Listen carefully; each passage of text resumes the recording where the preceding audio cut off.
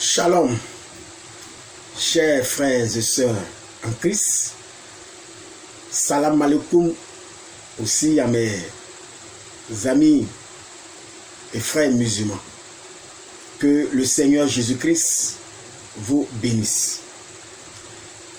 C'est encore pour moi un privilège et une grande joie de parler de la part de mon Seigneur et de mon Dieu Jésus-Christ, le véritable, l'unique et le seul vrai Dieu. Alors, nous sommes rassemblés ce soir pour parler d'un thème important, je dirais même un sujet très important. Et ce sujet s'intitule « Allah n'est pas Dieu ». Bien-aimés, vous savez qu'en tant que pasteur, nous avons le devoir sacré de dire la vérité de Christ. Nous avons ce devoir-là de dire la vérité. Et la Bible nous avertit sur ce sujet. De dire la vérité pour ne pas avoir la main tachée de sang. Bien-aimés, c'est un sujet qui fait couler beaucoup d'encre et de salive depuis des siècles. Parce que les musulmans essaient de prouver bec et ongle que Allah est Dieu. Et souvent, ils vont tout droit dans la Bible, dans les évangiles et dans la Torah de Moïse pour trouver des versets ou aller à la recherche de certains passages qui viendraient appuyer ou soutenir cette fausseté. Ce soir, nous allons prouver que Allah n'est pas Dieu en partant du Coran et en revenant à la Bible. Nous allons démontrer que Allah n'est pas Dieu dans le Coran et dans la Bible. Ce n'est pas uniquement dans la Bible seulement que nous allons démontrer que Allah n'est pas Dieu, mais également dans le Coran. C'est un sujet qui va choquer beaucoup. C'est un sujet qui va déranger beaucoup. Mais à l'instar de notre Seigneur Jésus-Christ, qui n'avait pas peur de dire la vérité, je crois qu'il nous a suffisamment armés et outillés pour prêcher la vérité. Nous allons aujourd'hui attaquer 4 points essentiels. 4 points véritables. 4 points qui vont nous permettre de parcourir le Coran et la Bible pour démontrer la véracité de ce que nous disons. Pour démontrer que Allah, depuis des siècles, a trompé Mahomet et a trompé tous ces millions de musulmans qui suivent le Coran. Alors, sans plus tarder, le premier point que nous allons soulever, c'est, on va d'abord lire dans le Coran, se trouve dans le texte de Sourate 21, verset 89, que je lis. Et Zacharie, quand il implora son Seigneur, ici dans ce texte, voici le texte coranique, c'est Zacharie qui s'exprime. C'est lui qui parle ici. Et il s'adresse à son Seigneur. Ici, ce n'est pas Allah qui parle, mais c'est Zacharie. Coran 21, ayat 89. Zacharie, quand il implora son Seigneur, 2 points. On va dire le contenu des paroles de Zacharie. Voici ce qu'il dit. Ne me laisse pas seul, Seigneur, alors que tu es le meilleur des héritiers. Zacharie ici dit que Allah est le meilleur des héritiers. Allah est le meilleur des héritiers. Alors que la Bible dans le livre de Jacques, chapitre 1, verset 17, dit ceci, que Dieu ne peut pas être le meilleur des héritiers, parce que Dieu n'hérite de personne, puisqu'il n'y a personne au-dessus de lui pour être héritier. Mais Dieu est le donateur. C'est lui le grand donateur, c'est lui qui donne. Mais il n'hérite de personne. Je lis Jacques chapitre 1, le verset 17. Voici ce qui est écrit. Jacques 1, le verset 17. Tout don excellent et tout cadeau parfait vient d'en haut, du Père des Lumières, sur lequel il n'y a ni changement, ni ombre de variation. Voici ce que dit la Bible à propos de Dieu. Dieu n'hérite de personne, parce qu'il est le donateur par excellence. Il est celui qui donne, qui fait des dons. Il est celui qui fait des cadeaux. Il ne peut hériter de personne. Mais c'est nous qui héritons de Dieu. Et non l'inverse ou le contraire. Mais dans le Coran, ce n'est pas ce qui est dit d'Allah.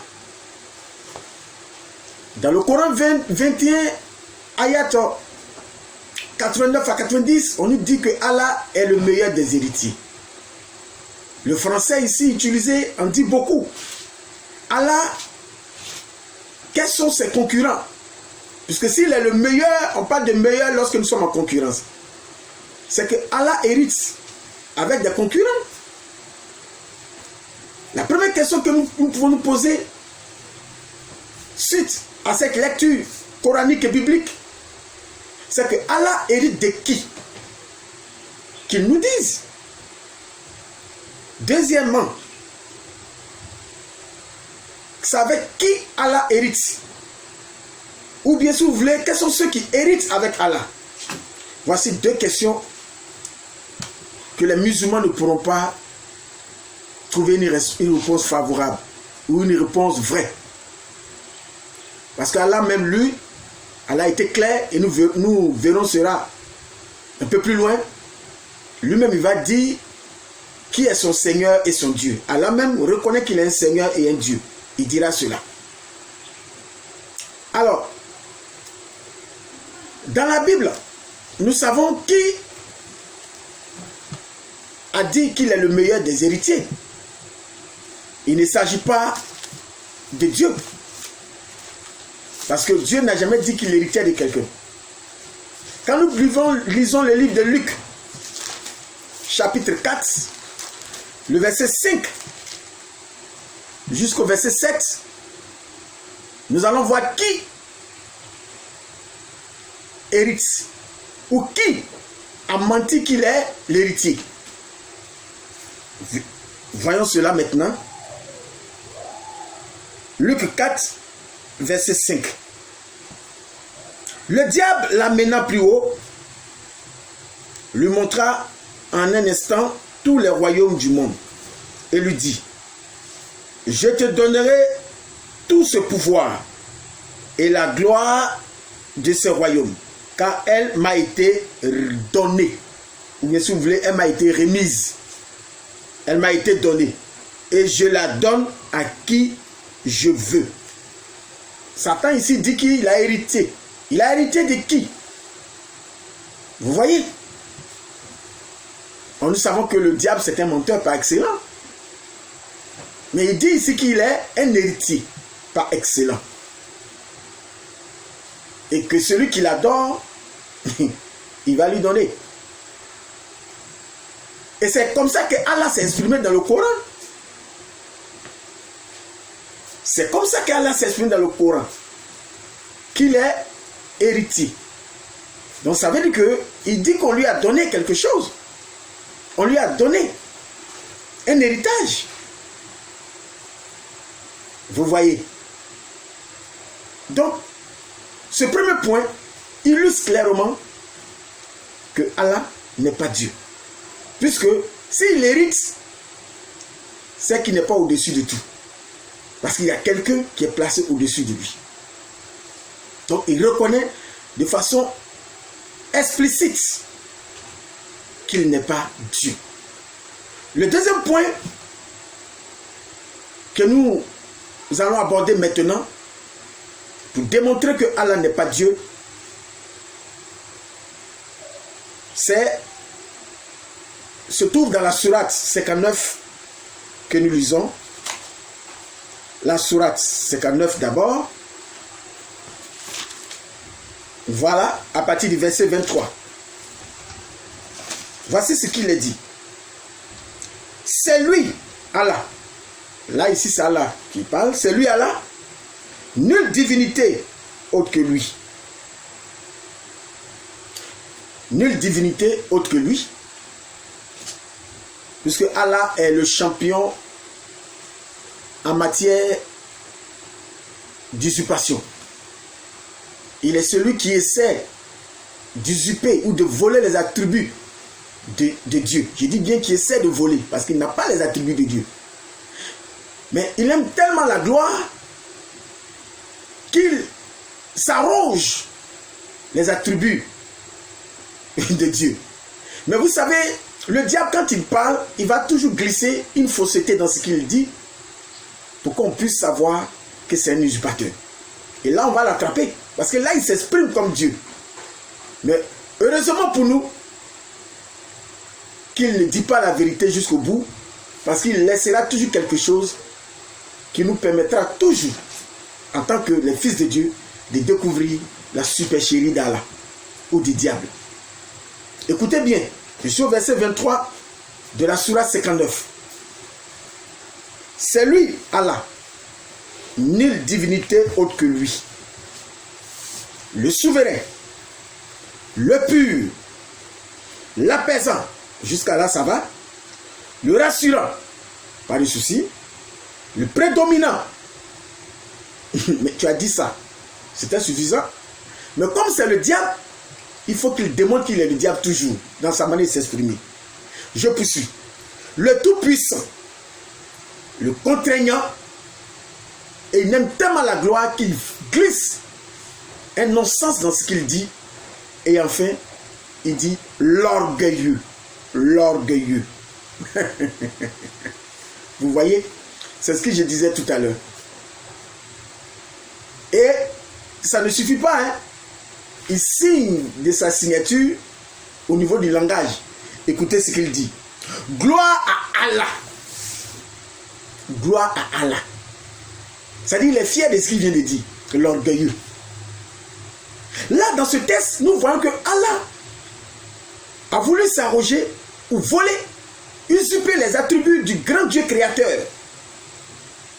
Mais dans sa quête de pouvoir, il commet une erreur, une bêtise, sans même qu'il s'en rende compte. Il dit qu'il est l'orgueilleux. Quand même. Et certains musulmans vont dire que c'est normal que Allah au-dessus de tout, donc il est orgueilleux. Je suis désolé. Lorsque un Dieu est transcendant, comme le Dieu véritable d'Israël, le thème orgueilleux n'est pas approprié. Ce n'est pas un thème approprié pour le désigner. Pour parler de la transcendance d'un Dieu, on n'utilise pas ce vocabulaire. Je suis désolé. On n'utilise pas ce vocabulaire. Dire que Allah est transcendant, et c'est pour ça qu'on emploie le mot orgueilleux pour le désigner. Chers amis musulmans, vous allez droit dans le poteau. Vous le savez vous-même que c'est n'importe quoi ça. Parce que dans la Bible, il est dit que Dieu résiste aux orgueilleux. Et c'est même pas seulement dans la Bible, même dans le Coran. Si l'orgueil est une vertu, Allah ne dira pas que les orgueilleux iront tous en enfer. Allah ne dira pas cela. Et voyez, dans la sourate 16, on lit la sourate 16, ayat 29. Écoutez ceci. Si l'orgueil est une vertu, mais dites-moi, pourquoi dans la sourate 16, verset 29, Allah dit que les orgueilleux iront tous en enfer. Je lis la sourate 16, verset 29. Entrez donc par les portes de l'enfer. Entrez donc par les portes de l'enfer pour y demeurer éternellement. Et quels sont ceux qui entrent par les portes de l'enfer pour y demeurer éternellement? Il s'agit de qui? Suivez la suite. Je reprends. Entrez donc par les portes de l'enfer pour y demeurer éternellement. Combien est mauvaise la demeure des orgueilleux. Voyez. Comment peut-il dire une chose et son contraire dans le même livre? Et le Coran est ainsi fait. Le Coran se dit et se dédie, plein de contradictions. Mais comme Allah n'est pas Dieu, il va toujours lâcher une fausseté pour que nous puissions l'attraper. Et voici une preuve. Tu ne peux pas dire que tu es l'orgueilleux et en même temps dire que les orgueilleux vont en enfer. Ça veut dire que Allah va en enfer. L'enfer est sa demeure éternelle, comme le dit la Bible. Vous voyez. Quel est ce Dieu qui a parlé dans le Coran et qui condamne l'orgueil dans le Coran? Et ce Dieu qui a parlé dans la Bible et qui condamne l'orgueil dans la Bible et qui vient dans le Coran et puis il dit qu'il est orgueilleux. Alors que dans le même Coran, il dit que les orgueilleux vont en enfer. Je suis désolé. Vous qui dites en longueur de journée que vous êtes doué d'intelligence, parce que vous n'avez pas le Saint-Esprit. Vous dites que vous êtes doué d'intelligence. Les doués d'intelligence. Mais réfléchissez. Est-ce que ce que Allah dit ici est logique? Parce que quand quelque chose ne vous arrange pas, ils vont toujours trouver une échappatoire quelque part. Mais cette fois-ci, je vous attends. Je vous attends. La plus grande bombe là, ça, j'ai réservé ça. Quand vous allez vous prononcer sur ça là, je vais revenir à la charge. Alors, voici que c'est, voilà que c'est clair. Voilà que c'est très clair. Allah est l'orgueilleux et tous les orgueilleux vont en enfer. C'est pour ça que nous disons que Allah n'est pas Dieu et il ne peut pas être Dieu. Parce que lui-même, il le confesse. Il dit dans sa bouche qu'il n'est pas Dieu. Ensuite, le troisième point que nous voulons soulever dans cette étude, c'est que Allah jure par quelqu'un d'autre. Oui, dans la Bible, Dieu jure. Mais nous allons voir comment Dieu jure. Dieu ne peut jamais jurer par quelqu'un d'autre dans la Bible. Parce qu'il n'y a personne au-dessus de lui pour jurer sur cette personne. Ou pour prendre cette personne témoin. Quand Dieu jure, il jure sur lui-même. Mais Allah jure du nom de quelqu'un d'autre. Et chose bizarre, j'aurai le temps de faire cette étude, Allah jure sur tout. Allah jure sur tout. Mais aujourd'hui, le sujet, c'est de démontrer que Allah a reconnu, encore une fois, que Jésus-Christ est Dieu. Ce sont ses propres propos, ses propres paroles. Alors nous lisons. Sourate 70, pour voir que Allah a juré sur quelqu'un d'autre. Oui, donc ça veut dire qu'il reconnaît une personne autre que lui étant Dieu et le véritable Dieu. Sourate 70. Nous lisons à partir du verset 38 jusqu'au verset 40. Mais pour aller plus vite, je vais aller directement au verset 40. Et non, c'est Allah qui parle.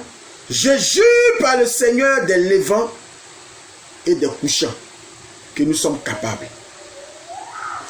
Si vous voulez, je reprends à partir du verset 38. Mais non, nous les avons créés de ce qu'ils savent. Pour ne pas que les musulmans disent que c'est pas Allah qui parle là, je reprends à partir du verset 38. Pour que vous compreniez que c'est Allah qui s'exprime. Et le verset 40 est la continuité de ce que Allah était en train de dire. Alors, nous comprenons, nous écoutons. Chacun d'eux convoite-t-il qu'on le laisse entrer au jardin des délices. Au verset 39, mais non, nous les avons créés de ce qu'ils savent. Au verset 40, c'est une suite logique. Et non, je jure par le Seigneur des levants et des couchants que nous sommes capables.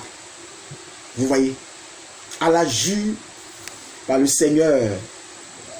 Par le Seigneur, il précisait des levants et des couchants, c'est-à-dire du soleil levant et du soleil couchant. Nous allons voir dans la Bible qui est le Seigneur des levants et des couchants. Celui sur qui Allah jure. Parce qu'il reconnaît la suprématie de cette personne sur lui, Allah. Ésaïe 45. Nous lisons Ésaïe 45 pour faire cette vérification biblique. Ésaïe 45, à partir du verset 22, Ésaïe 45, verset 22. Voilà. Nous y sommes. Ésaïe 45, verset 22, jusqu'au verset 23. Je lis. Tournez-vous vers moi et soyez sauvés.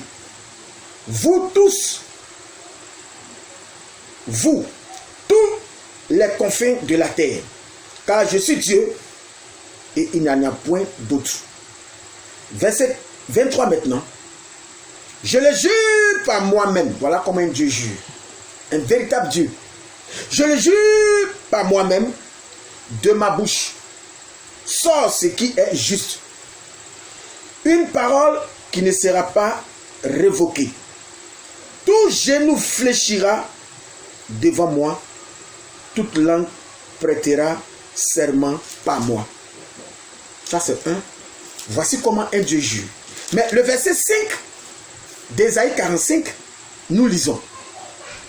Voici ce qui est mentionné. Je suis l'Éternel, et il n'y en a point d'autre. À part moi, il n'y a point de Dieu. Je t'ai pourvu d'une ceinture. Et il continue. Sans que tu me connaisses. Au verset 6 maintenant.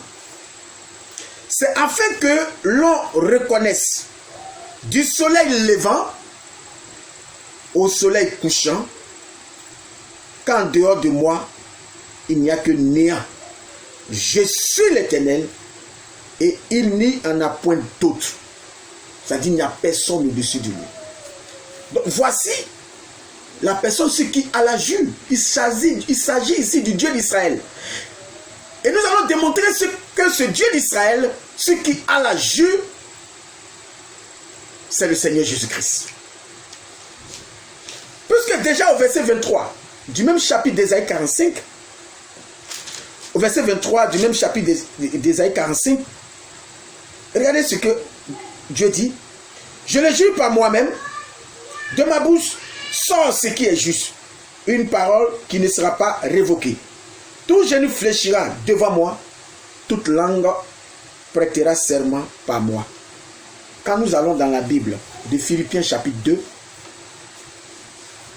c'est devant qui tout genou a fléchi. Et qui toute langue a confessé ou confesse. Voyons Philippiens 2, le verset 10 à 11, pour aller plus vite.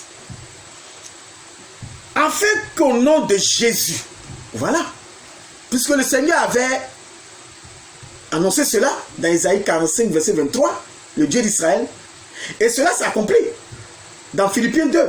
Il dit, afin qu'au nom de Jésus, tout genou fléchisse. Et là, c'est présent de l'indicatif désormais. Puisque dans Ésaïe 45, verset 23, cela était mis au futur. Dieu annonçait une chose, quelque chose de futur. Puisqu'il dit ici, il dit tout genou fléchira. C'est au futur. Devant moi, toute langue confessera par moi ou prêtera serment par moi. Et cela s'accomplit dans Philippiens 2. Et cette fois-ci, le temps de conjugaison de Philippiens 2 est au présent de l'indicatif. Regardez ce qu'il dit. Hein? Philippiens 2, comme nous sommes en train de lire, il dit, afin qu'au nom de Jésus, tout genou fléchisse.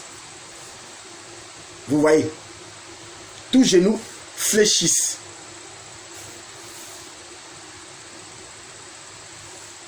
Subjonctif présent, c'est un indicatif. Tout genou fléchisse dans les cieux. C'est un subjonctif présent, donc c'est à l'indicatif. Tout genou fléchit dans les cieux, sur la terre et sous la terre. Et que toute langue confesse, vous voyez, toujours à l'indicatif, que Jésus-Christ est Seigneur à la gloire de Dieu. Voilà.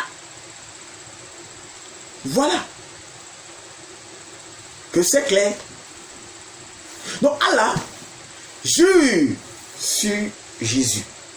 Et Allah a vraiment confessé. Puisque le Seigneur avait dit dans Isaïe que on va l'utiliser pour prêter serment.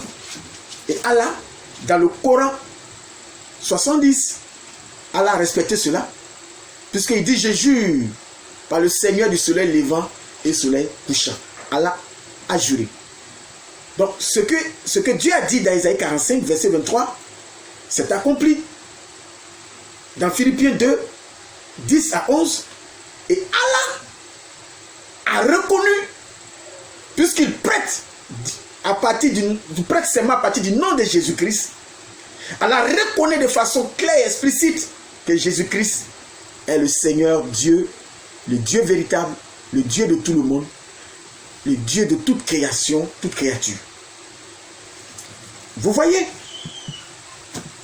Voilà. Voilà que c'est clair, comme on peut le dire en français. Alors,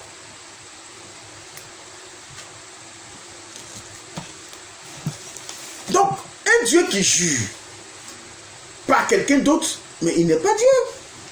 Parce que le véritable Dieu jure par lui-même. Vous voyez, je vais appuyer cela même par Philippiens. Le texte d'Hébreu plutôt. Hébreu, pour aller plus vite. Le texte de Hébreu. Nous lisons Hébreu chapitre 6. Vous pouvez voir ça avec moi. Hébreu 6, à partir du verset 16. Pour montrer la raison pour laquelle un Dieu véritable ne peut pas jurer sur quelqu'un d'autre à part lui-même. Nous allons donner la raison, puisque la Bible donne cette raison. Et Allah sait cette raison, c'est pour ça qu'Allah a juré du nom du Dieu d'Israël, qui est Jésus-Christ de Nazareth. Alors, même si les Juifs refusent cela, comme le dit le texte de Zacharie, ils reconnaîtront celui qu'ils ont percé comme étant les dieux. Alors, Hébreu 6, à partir du verset 16.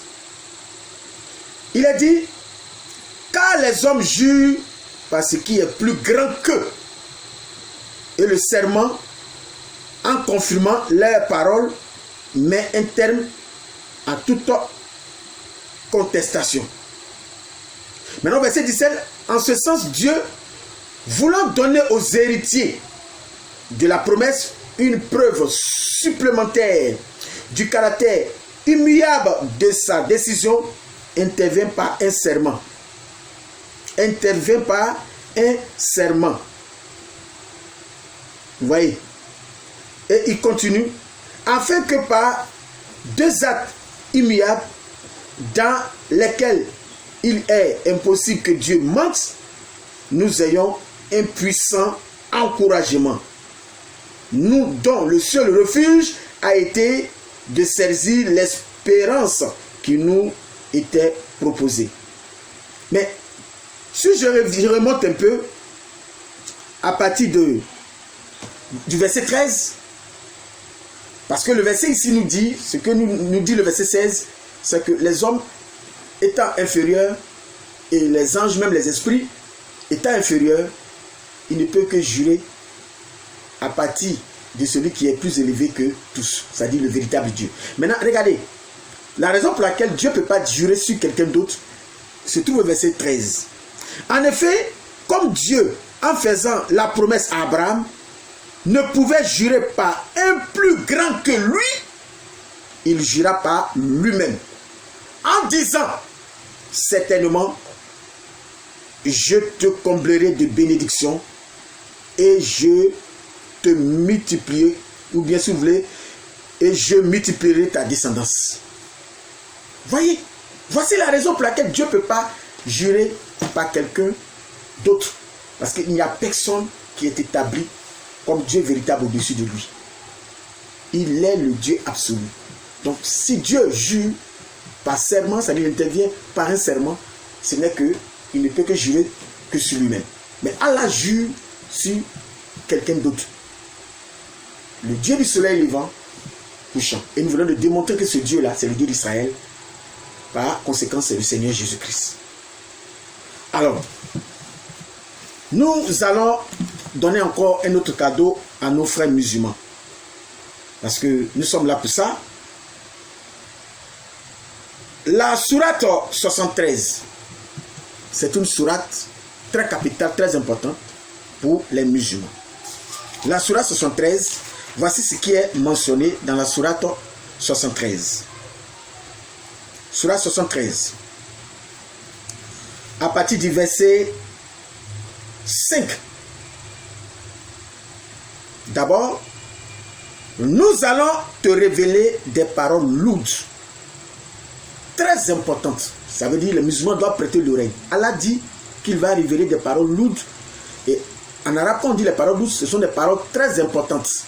C'est-à-dire Allah ici va se désengager.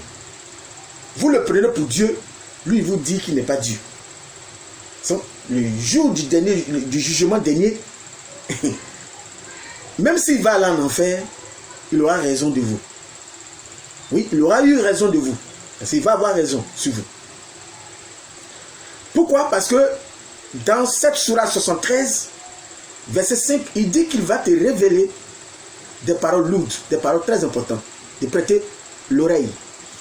Et au verset 9 de cette même sourate 73, écoutez ce qu'il dit. Je vais lire distinctement. Le Seigneur du levant et du couchant. Il répète, hein, nous venons de voir qui est le Seigneur du soleil levant et du soleil couchant. Nous venons de voir cela dans la Bible. Et même dans le Coran, nous savons que c'est Dieu, le véritable Dieu d'Israël, c'est-à-dire le Seigneur Jésus-Christ. Écoutez bien. Allah, au verset 9, le Seigneur du levant et du couchant. Il n'y a point de divinité à part lui.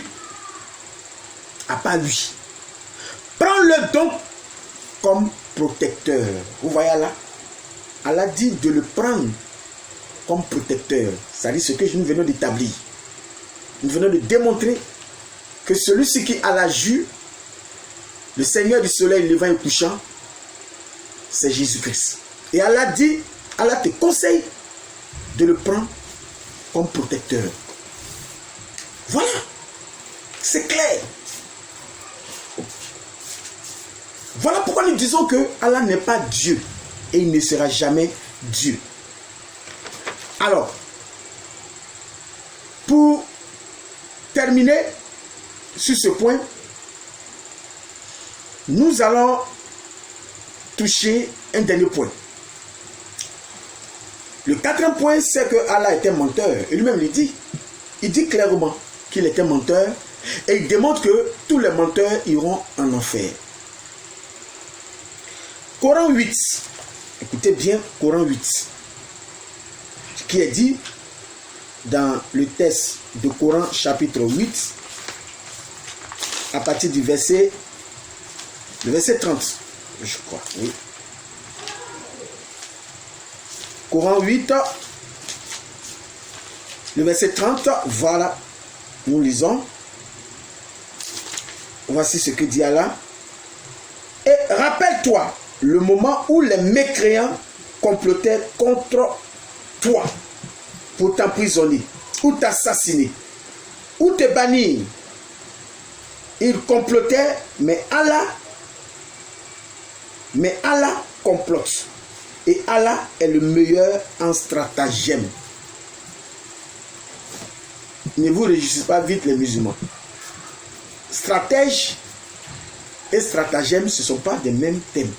Ça se ressemble, mais ça n'a pas les mêmes significations. Stratégie, c'est un plan de guerre. Stratagème, c'est la ruse. Et la ruse, c'est le mensonge. Vous pouvez vérifier. Là où vous le vérifiez, vous n'aurez pas un autre sens péjoratif du mot stratagème ou du mot ruse. Donc, Allah dit ici qu'il était rusé, un menteur. Nous lisons dans la sourate 13 maintenant, pour avancer, parce qu'avec les musulmans, quand tu parles, il faut donner beaucoup de versets, parce qu'ils sont tellement ancrés dans, ils sont tellement dans ce suivis moutonnier, hein? Ils sont tellement dans ce suivis moutonnier qu'ils n'ont pas l'esprit d'analyse. Ils chantent partout qu'ils sont doués d'intelligence, mais quand ils sont confrontés à leurs propres tests, ils cherchent toujours une échappatoire. Mais avec moi, vous n'aurez pas cette échappatoire-là. Sourate 13, ayat 42. Voici ce qui est écrit. Ceux d'avant qui ont manigancé contre leur messager, le stratagème tout entier appartient à Allah. Il sait ce que chaque âme acquiert. Et les mécréants sauront bientôt à qui appartient la bonne demeure finale. Vous voyez. Donc ici, Allah reconnaît qu'il est un menteur, puisque le terme stratagème signifie ruse. Ruse, c'est l'art du mensonge. Nous lisons même dans le Coran 68 encore. Le Coran 68. Le Coran 68, voilà. Nous lisons. Voilà. Nous y sommes. Voilà. Coran 68, ayat 44 à 45. Voici ce qui est dit. Voici ce qui est mentionné dans ce Coran-là. Laisse-moi donc avec quiconque traite de mensonge ce discours. Nous allons les mener graduellement par où ils ne savent pas. Maintenant, regardez. Il traite les autres de menteurs, mais regardez que lui-même est le maître menteur. Regardez ce qu'il dit. Et je leur accorde un délai, car mon stratagème est sûr. Vous voyez. Tu traites des gens menteurs, et que alors toi-même tu avoues que tu es un menteur. Ou un homme. Voilà. Ou un homme. Ensuite, la sourate 3, Allah ne peut pas dire. Moi, c'est ça qui me plaît beaucoup dans le Coran. C'est que quand Allah dit une chose, il faut suivre Allah de près. Parce qu'il va lâcher quelque chose vraiment qui va nous permettre de le dévoiler. Lui-même, il se livre en spectacle. Hein. On n'a pas besoin de lui tendre des pièges. Parce que nous, on ne tend pas des pièges. Nous, on te regarde, on te suit et on met la contradiction devant toi. La contradiction de ton livre. La contradiction des paroles d'Allah. Maintenant, si tu persévères dedans, tu demeures là-dedans, tu demeures dans ce mensonge, ça c'est ton problème. Alors, la sourate 3, ayat 61, que je lis maintenant.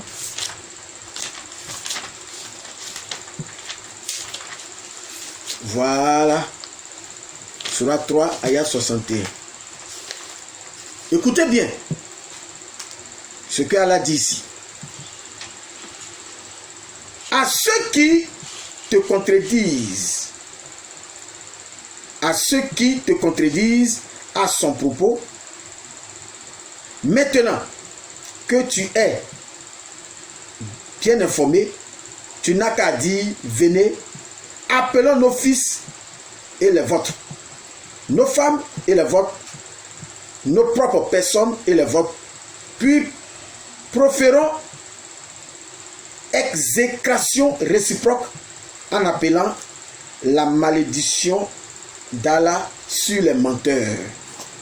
Vous voyez, on appelle la malédiction d'Allah sur les menteurs. Alors que toi-même tu mens. Tu es un menteur et tu condamnes les menteurs. Tu envoies les menteurs en enfer. Et il nous dit par cette sourate que les menteurs vont en enfer. C'est ça. Et le plus choquant, ce qui m'a choqué le plus en lisant le Coran, c'est la sourate Mariam. La sourate 19, elle va faire une démonstration de mensonge ici. Et c'est ça qui caractérise même le jeûne des musulmans. D'abord, il nous parle de carême. Carême veut dire 40. Vous n'arrivez pas à 40 et vous parlez de carême. De quel carême faites-vous? Voilà le problème. Et c'est le Coran est rempli comme ça de mensonges. Ils vont de mensonge en mensonge. Vous nous parlez de carême. Et puis vous n'arrivez même pas à 40. Parce que le jeûne que vous faites, ce n'est pas un jeûne. C'est une pause alimentaire. C'est une pause alimentaire. Le soir, après le coucher du soleil, vous festoyez jusqu'à 4 h du matin.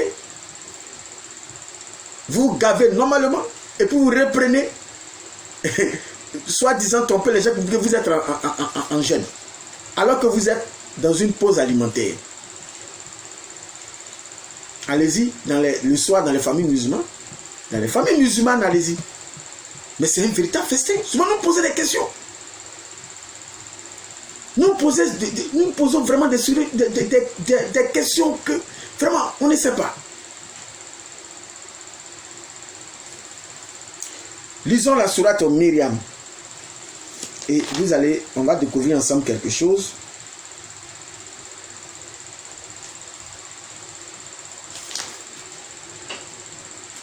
Alors, cette sourate me plaît tellement parce que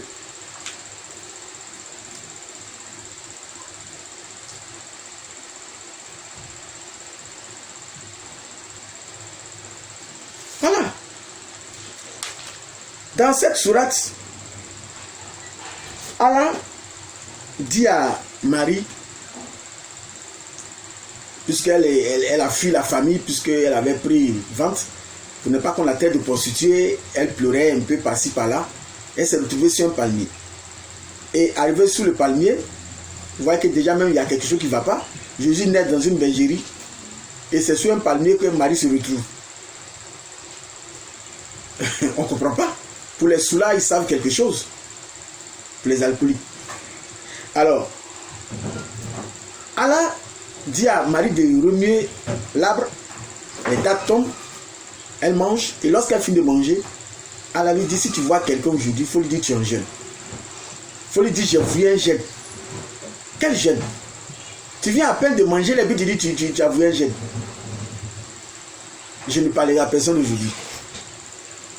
Vous voyez, c'est vraiment honteux de la part de l'islam. C'est vraiment honteux.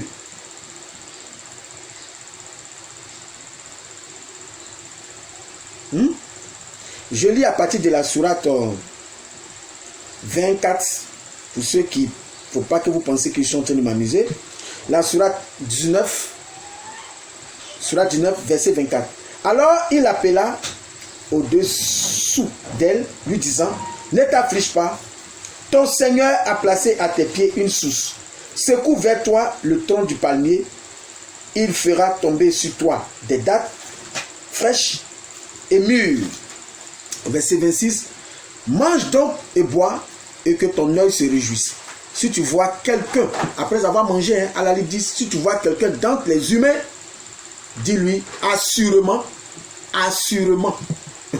ça dit sans doute, assurément, j'ai voué un jeûne au tout miséricordieux. Je ne parlerai donc aujourd'hui à aucun être humain. Mais c'est quand on a fini de jeûner, là, on parle aux êtres humains. C'est pendant qu'on est dans le jeûne qu'on ne s'adresse pas. Parce que là, on doit se consacrer pour parler à Dieu.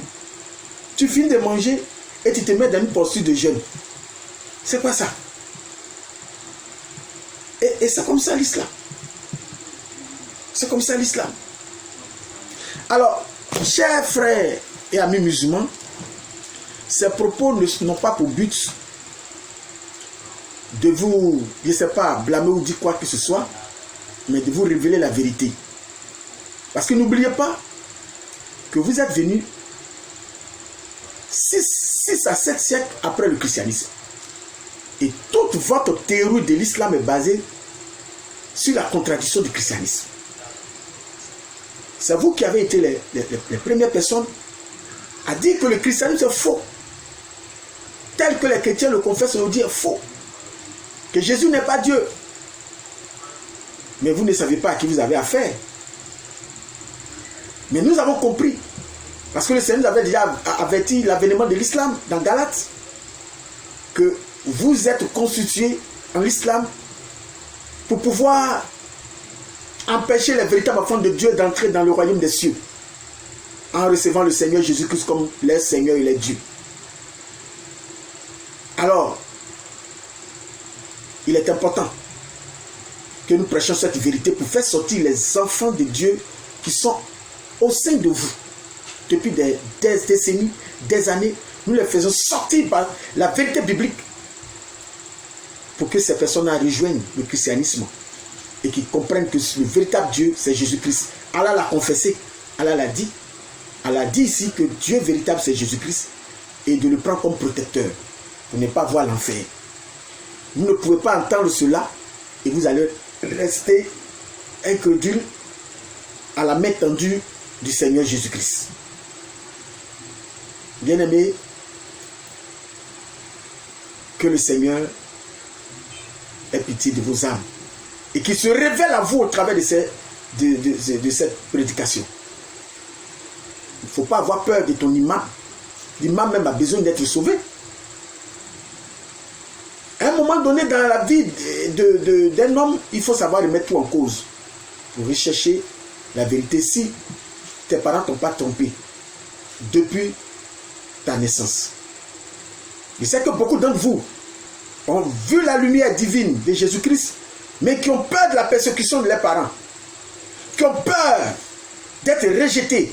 Mais bien aimé, vaut mieux être rejeté par les humains que d'être rejeté par Dieu. Au dernier jour, il ne faut pas avoir peur parce que le Seigneur, même si 1000 personnes t'ont rejeté, 100 000 personnes te combleront de l'amour. Que le Seigneur Jésus-Christ vous bénisse. Et réfléchissez sérieusement à ce sujet pendant ce mois de carême et que Dieu ait pitié de vous et qu'il se révèle à vous au nom de Jésus-Christ. Que Dieu vous bénisse. Amen.